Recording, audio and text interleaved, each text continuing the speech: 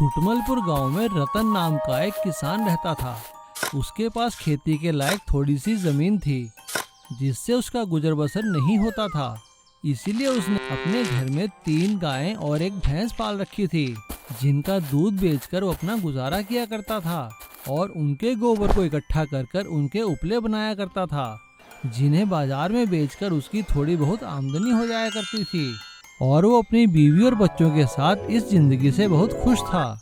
लेकिन एक दिन उस पूरे गांव पर एक मुसीबत आ पड़ी।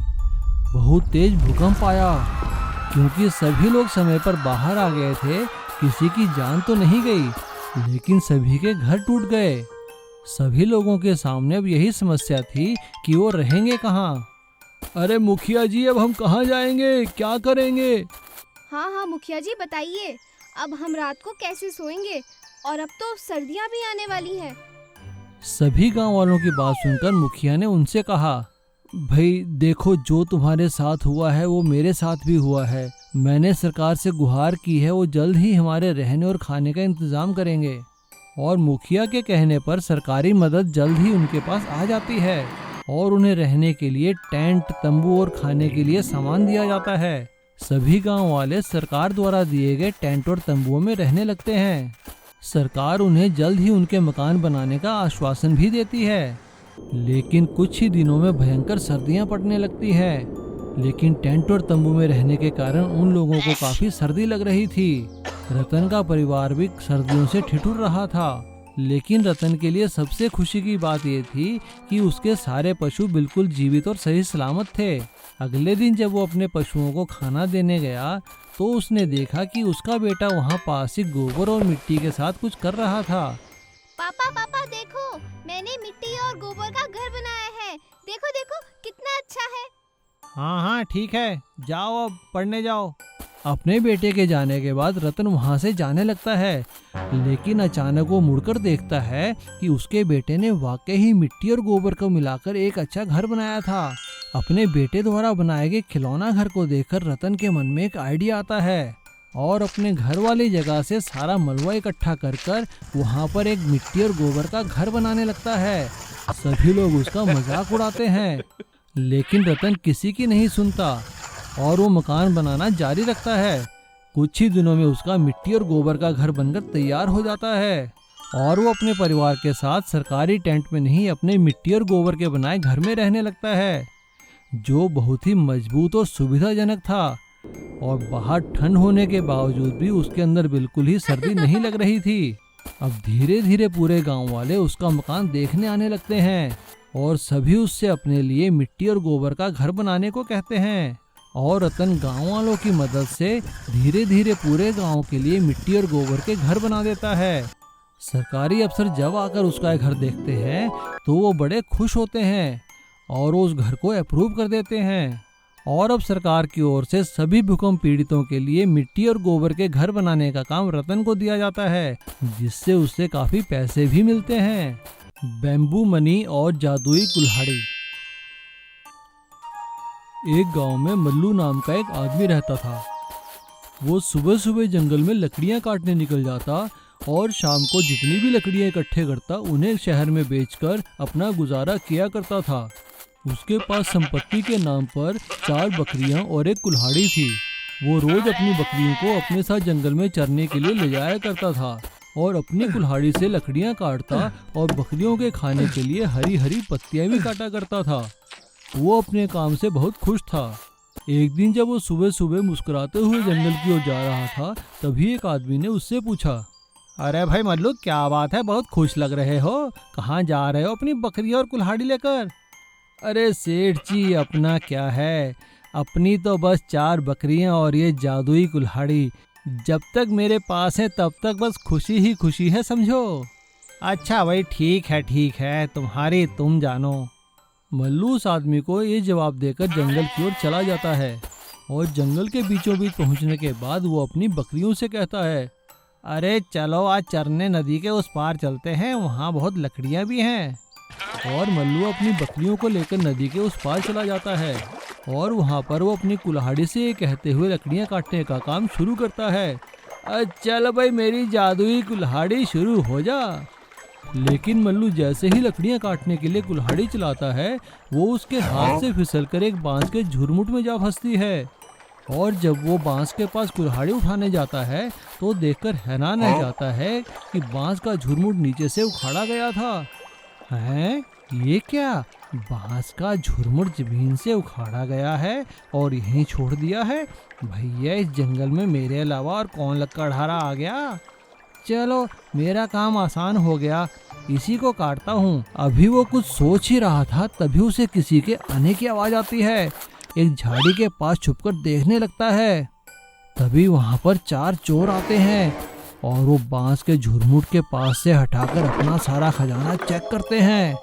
उनमें से एक कहता है, सरदार, सब सही है, सारा खजाना यही है। हाँ हाँ ठीक है, कल इसे निकाल कर बेच देंगे। ऐसा कहकर वो चारों चोर वहां से चले जाते हैं। मल्लू के मन में पहले तो बेईमानी आती है, लेकिन क्योंकि वो ईमानदार था, वो फटाफट शहर जाकर पुलिस को सूचित करता है और पुलिस वहां आकर घेरा डाल लेती है। अगले दिन जैसे ही चोर खजाना लेने आते हैं तो पुलिस चारों चोरों को खजाने समेत पकड़ लेती है और मल्लू को ढेर सारा इनाम मिलता है। इतना सारा पैसा देखकर मल्लू खुश हो जाता है और इस तरह बैम्बू मनी पकड़वाए जाने के कारण इनाम पाने की वजह से वो अपनी जादुई कुल्हाड़ी का धन्यवाद करता है। अरे वाह मेरी कुल्हाड़ी, तू तो वाकई ही जादुई निकली। तेरा बहुत बहुत धन्यवाद, ऐसे ही मेरा साथ देते रहना। एक गांव में श्याम नाम का एक आदमी रहता था। वो बहुत ही गरीब था। वो शहर में एक इलेक्ट्रॉनिक्स की दुकान पे रिक्शा चलाने का काम किया करता था। वो बहुत ही ईमानदार था। उसकी बीवी कमला गांव में लोगों के घरों में काम करके अपने पति का हाथ बटाया करती थी और उसके दोनों बच्चे स्कूल में पढ़ने जाया करते थे। श्याम का छोटा सा परिवार अपने कम साधनों में बड़ी सुखी से रहा करता था। एक साल गर्मियों के मौसम में जब श्याम घर वापस आया तो उसने अपनी पत्नी से कहा, कमला, आज मैं बहुत थक गया हूँ, बाहर बहुत गर्मी है। उसकी बात सुनकर उसके बेटे ने उससे कहा, हाँ पापा, बहुत गर्मी है, आप घर में एसी क्यों नहीं लगवा देते? हमारे स्कूल में एसी लगा है, बहुत ठंडी हवा आती है। उसकी बात सुनकर उसकी बड़ी बहन ने उससे कहा, अरे संजू, पता है एसी कितना महंगा आता है? और तुझे पता तो है हमारे पास इतने पैसे नहीं हैं। चल मैं तुझे पंखा कर देती हूँ, तू सो जा चुपचाप। और ऐसा कहकर श्याम की बेटी अपने भाई को पास पड़े अखबार से हवा करने लगती है और वो सभी सो जाते हैं। लेकिन श्याम के मन में अपने बच्चों की बात घर कर जाती है और वो सोचता है कि अपने सेठ जी से एक एसी मांग लेगा। अगले दिन जैसे ही श्याम अपनी दुकान पर पहुंचता है तो उसका सेठ उससे कहता है, अरे भाई श्याम, ये 4 एसी जरा राधानगर में देकर आ जाओ और हाँ, जल्दी देकर वापस आना। जी सेठ जी, आपसे एक बात करनी है। भाई बात बाद में, तुम पहले एसी देकर आओ, ठीक है? श्याम एसी लेकर राधानगर के लिए निकल पड़ता है और वहाँ पर लोगों के एसी देकर जब वो वापस आता है तो देखकर हैरान रह जाता है कि एक आदमी दुकान लूट रहा था। तभी श्याम को छोटे दरवाजे के पास पड़ा एक डंडा दिखाई देता है और वो हिम्मत करके उस डंडे से उस लुटेरे पे वार कर देता है। अचानक हमला होने के कारण वो लुटेरा संभल नहीं पाता और वो वहीं गिर जाता है। लुटेरे को गिरता देखकर बाकी स्टाफ और सेठ जी लुटेरे को पकड़ लेते हैं और उसे पुलिस के हवाले कर देते हैं। सभी लोग श्याम की बहुत तारीफ करते हैं। सेठ जी श्याम से कहते हैं, अरे भाई श्याम, तुमने तो आज हमें लूटने से बचा लिया। अच्छा, तुम कुछ कहना चाहते थे? वो सेठ जी, मैं तो बस आपसे एक एसी किश्तों पर मांगने के लिए कह रहा था। श्याम की बात सुनकर सेठ जी ने उसे एसी देते हुए कहा, अरे भाई, ये मेरी तरफ से तुम उपहार रखो, तुमने तो आज पूरी दुकान को लूटने से बचाया है। भाई, हिम्मत की दाद देनी पड़ेगी तुम्हारी। और श्याम सेठ जी का धन्यवाद करता है और एसी लेकर खुशी खुशी घर वापस आता है और घर आकर एसी को लगा देता है। ये देखकर उसके बच्चे बहुत खुश होते हैं। हुर्रे, हमारे घर एसी आ गया। और वो लोग रात को चैन की नींद सोते हैं, वो भी एसी की ठंडी ठंडी हवा में। शंभूनाथ रतन नगर के बाहर एक छोटे से गांव में रहा करता था। वो रोज जंगल से बांस काट कर लाता और शहर में बांस का सामान बनाने वाली फैक्ट्री में बेचा करता था। उसे और कोई काम नहीं आता था। उसका काम सही चल रहा था। वो अपने काम से बहुत खुश था और गांव में अपनी बीवी और बच्चों के साथ रहा करता था। लेकिन सब कुछ ठीक चलने के बाद अचानक उस पर एक दिन दुखों का पहाड़ टूट पड़ा। जिस फैक्ट्री में वो बांस सप्लाई किया करता था, उस फैक्ट्री के मालिक की मृत्यु होने के बाद उनके बेटे ने फैक्ट्री को बंद करने का फैसला किया और बांस की जगह प्लास्टिक के फर्नीचर बनाने की यूनिट खोल ली, जिस कारण शंभूनाथ का काम बिल्कुल ही ठप हो गया। लेकिन उसने हिम्मत नहीं हारी और जंगल से बांस काट काट कर अपने खेत में इकट्ठा करना शुरू कर दिया। ये देखकर उसकी बीवी ने उससे कहा, अजी पगला गए हो क्या? अब काहे बांस काट काट कर जमा कर रहे हो? कोई और काम धंधा ढूंढो, वरना हम सब लोग भूखे मर जाएंगे। अपनी बीवी की बात सुनकर शंभूनाथ ने उससे कहा, अरे तुम फिक्र काहे करती हो, मैं हूँ ना। देखना यही बांस हमारे लिए एक दिन जादुई बांस साबित होंगे और सभी बांस इकट्ठे ही बिकेंगे एक साथ।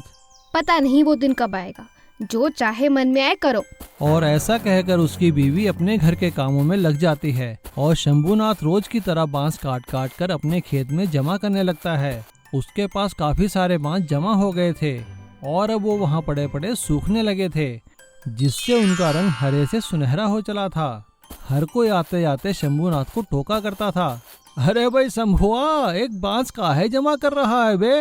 अरे काका, ये बांस नहीं, ये सोना है, सोना। इनका रंग तो देखो। अरे बचुआ, रंग होने से कोई लकड़ी सोना नहीं हो जाएगी। काहे बेवकूफ बन रहा है तू? काका देखना, यही एक दिन मुझे सोने जैसी कमाई करके देंगे। और शंभूनाथ की बात सही निकली।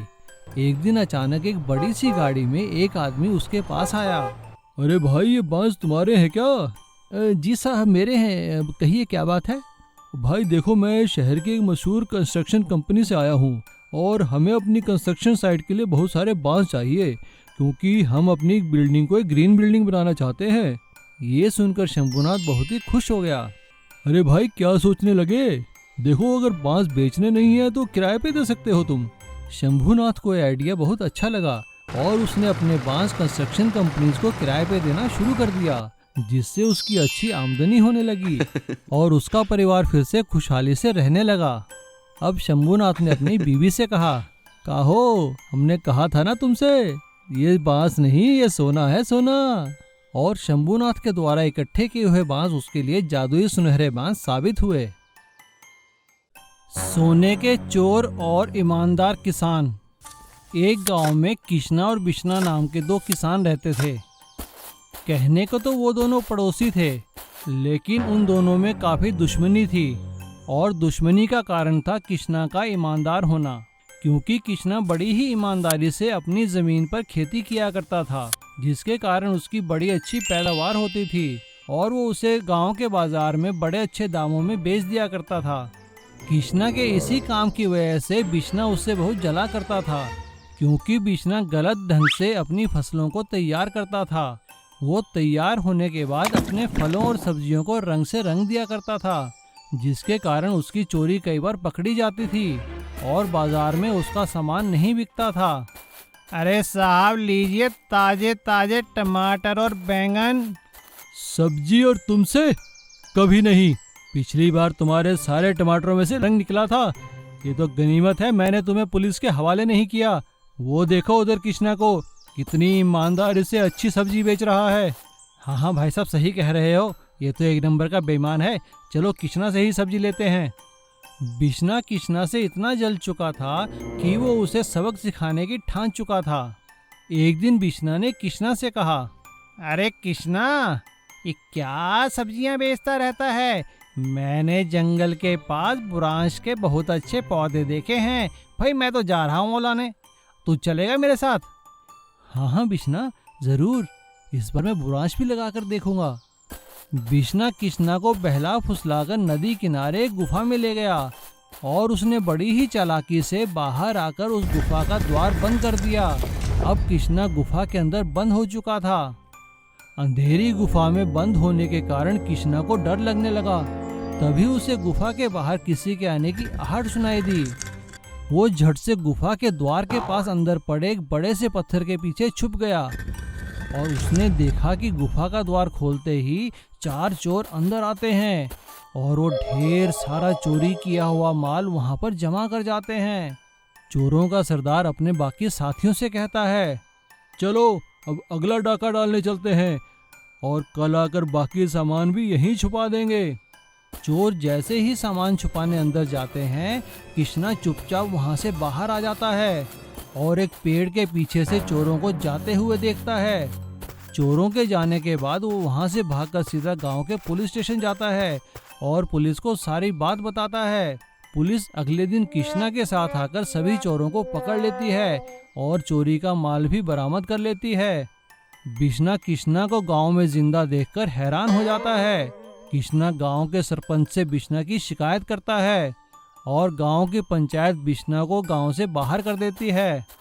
अब बिश्ना को उसके किए की सजा मिल चुकी थी और कृष्णा को उसकी ईमानदारी की वजह से पुलिस की तरफ से इनाम भी मिला था और वो फिर से अपने परिवार के साथ खुशी खुशी रहने लगा था।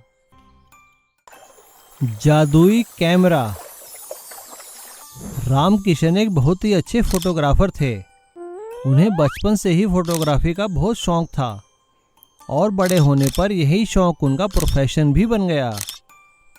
अब गांव में कहीं भी शादी ब्याह होता तो रामकिशन जी को ही फोटोग्राफी के लिए बुलाया जाता था। अरे भैया रामकिशन, 2 तारीख को आ जाना, मेरे बेटे की शादी है, फोटोग्राफी तुम ही करोगे। जी भाई साहब, मैं जरूर आ जाऊंगा। और हाँ देखो भाई, वो अपना जादुई कैमरा जरूर ले आना। जी सर, मैं उसी से फोटोग्राफी करूंगा। तभी वहां खड़े एक नए ग्राहक ने रामकिशन से पूछा, भैया रामकिशन, ये जादुई कैमरे की क्या कहानी है? रामकिशन ने उस आदमी की बात सुनकर हंसते हुए कहा, सर लगता है आप नए हैं। असल में ये जो आप कैमरा देख रहे हैं ना, ये दिखने में बहुत पुराना लग रहा है, लेकिन ये मेरे लिए किसी जादुई कैमरे से कम नहीं है। अच्छा भैया, तो हमें भी बताओ ये जादुई कैसे है? दिखने में तो ये एक आम और बड़ा पुराना सा कैमरा लगता है। उस आदमी की बात सुनकर रामकिशन ने हंसते हुए उस आदमी को बताया कि जब बचपन में रामकिशन को फोटोग्राफी का बहुत शौक था, लेकिन उनके पास कैमरा नहीं था। वो एक लकड़ी का कैमरा बनाकर फोटो खींचने की एक्टिंग करते थे और एक दिन ऐसे ही एक्टिंग करते करते वो जंगल के काफ़ी अंदर चले गए और जब वो फोटो खींचने की एक्टिंग कर रहे थे तभी उन्होंने देखा कि एक शेर एक साधु महात्मा पर हमला करने वाला था। रामकिशन ने पत्थर उठाकर उस शेर को मारा। वो शेर डर के वहाँ से भाग गया और जब साधु ने पलट कर देखा कि रामकिशन ने उसकी जान बचाई है तो उन्होंने कहा कि मांगो, क्या मांगते हो? तो रामकिशन ने उसे अपने शौक के बारे में बताया। साधु ने उसे आशीर्वाद देते हुए कहा, बेटा तुमने मेरी जान बचाई है। मैं तुम्हें आशीर्वाद देता हूँ कि तुम्हारा ये नकली कैमरा असली कैमरे में बदल जाए और तुम इससे जो भी फोटो खींचोगे वो बहुत ही अच्छी आएगी। साधु महाराज ऐसा कहते ही वहाँ से गायब हो गए और रामकिशन का वो कैमरा एक असली कैमरे में बदल गया। रामकिशन की बात सुनकर उस आदमी ने कहा, अच्छा तो इसीलिए इसे जादुई कैमरा कहते हैं। जी सर, इसीलिए बचपन से ये कैमरा मेरे साथ है और आज जो भी मैं हूँ वो इसी कैमरे की वजह से है, इसीलिए आसपास के सभी लोग इसे जादुई कैमरा बोलते हैं। रामकिशन की बात सुनकर उस आदमी ने कहा, अच्छा तो ठीक है भाई साहब, मेरी भी एक फ़ोटो इस जादुई कैमरे से खींच लीजिए। उस आदमी की बात सुनकर रामकिशन हंसने लगा और उन्होंने उस आदमी की एक फ़ोटो खींच ली और फ़ोटो खींचने के बाद रामकिशन अपना जादुई कैमरा लेकर शादी की फ़ोटो खींचने के लिए निकल पड़े। पहिया बेल्ट ट्रैक्टर। चंद्रपुर गांव में हरीश नाम का एक आदमी रहता था। उसके पास एक ट्रैक्टर था। वो अपने ट्रैक्टर से गांव के सभी किसानों के खेतों में खेती करने और उनकी फसलों को शहर तक पहुंचाने का काम किया करता था। उसके काम के सभी किसान काफ़ी खुश थे क्योंकि वो समय पर उनके खेतों में खेती कर देता था और समय पर उनकी फसलें शहर में पहुंचा दिया करता था। हरीश का बेटा मनीष शहर में मैकेनिकल इंजीनियरिंग की पढ़ाई कर रहा था। सब कुछ सही चल रहा था। एक दिन एक किसान ने हरीश से कहा, अरे हरीश भैया, इस बार ना मेरी फसल पहाड़ के उस पार वाले शहर में ले जाकर बेचनी है, काम हो जाएगा ना? हाँ हाँ रामू, हो जाएगा, तुम फिक्र मत करो, तुम बस फसल काटने की तैयारी करो। हाँ हाँ हाँ हरीश, हमें पूरा यकीन है। बस 2 दिन बाद तुम अपना ट्रैक्टर तैयार रखना भाई मेरे लिए। हाँ हाँ रामू ठीक है, मैं चलता हूँ, 2 दिन बाद मिलते हैं। हरीश ऐसा कहकर वहाँ से चला जाता है और घर जाते हुए जब वो पहाड़ के रास्ते को देखता है तो सोच में पड़ जाता है। अरे मैंने वादा तो कर दिया है, लेकिन पहाड़ी पर मैं ट्रैक्टर चढ़ाऊंगा कैसे, वो भी फसलों से भरा हुआ ट्रैक्टर। यहाँ तो काफ़ी ऊंची नीची पहाड़ियाँ हैं, बड़ा मुश्किल हो जाएगा। चलो घर जाकर सोचता हूँ। हरीश जब घर पहुँचता है तो अपने बेटों को देखकर हैरान हो जाता है। अरे मनीष तुम, क्या बात है भाई, अचानक कैसे? पापा वो असल में शहर में ना चुनाव है, तो इसलिए हमें 2 दिन की छुट्टी मिली हुई है। अरे वाह बेटा, बहुत अच्छा किया तुमने, मुझे वैसे भी तुम्हारी बहुत याद आ रही थी। रात को खाना खाने के बाद जब मनीष अपने पिता से मिलने जाता है तो उन्हें चिंता में डूबे हुए देखकर उनसे पूछता है, पापा क्या बात है, आप चिंता में लग रहे हो? हाँ बेटा क्या बताऊँ, अब तुम तो मैकेनिकल इंजीनियर हो। अब मैंने एक काम लिया है पहाड़ी पार करके शहर ले जाकर फसल बेचने का, लेकिन तुम तो जानते हो पहाड़ी पर ट्रैक्टर चढ़ेगा कैसे, बस यही चिंता मुझे खाई जा रही है। बस पापा इतनी सी बात, बस मुझे आप 1 दिन का समय दीजिए और कल ट्रैक्टर दे दीजिए, फिर देखो मैं क्या करता हूँ। अगले दिन मनीष अपने पापा के ट्रैक्टर को शहर में अपने दोस्त की वर्कशॉप में ले जाता है और वहाँ पर ट्रैक्टर के टायर निकालकर उनमें चेन वाली बेल्ट लगा देता है और ट्रैक्टर को शहर से गांव वापस लेकर आता है और अपने पापा को पहाड़ी वाले रास्ते पर बुला लेता है। हरीश ट्रैक्टर को देखकर हैरान हो जाता है, क्योंकि टायरों की जगह ट्रैक्टर पर बेल्ट लगी हुई थी और बेल्ट लगे होने के कारण ट्रैक्टर पहाड़ी पर बड़े आराम से चढ़ रहा था। हरीश ये देखकर बहुत खुश हो जाता है और वो अगले दिन रामू किसान के पास अपना ट्रैक्टर लेकर पहुंच जाता है। रामू ट्रैक्टर में बेल्ट लगी हुई देखकर हैरान हो जाता है। अरे हरीश भैया, ये ट्रैक्टर के टायर कहाँ गए और ये बेल्ट? अब भाई रामू, तुम्हारी फसल पहाड़ी पार करके शहर जो ले जानी है तो मेरे बेटे ने ये इंतज़ाम किया है, चलो तुम अपनी फसल लाद दो। और रामू अपनी सारी फसल ट्रैक्टर में लाद देता है और हरीश बड़े आराम से पहाड़ी पार करके रामू की फसल दूसरे शहर में पहुंचा देता है। ये देखकर रामू बहुत खुश होता है और अब बाकी किसान भी पहाड़ी पार वाले शहर में फसलें पहुंचाने लगते हैं, जिससे उनकी काफ़ी अच्छी कमाई होती है और साथ ही साथ हरीश की भी, क्योंकि अब उसका ट्रैक्टर बेल्ट पहिए लगे होने के कारण कैसे भी रास्ते पार कर सकता था।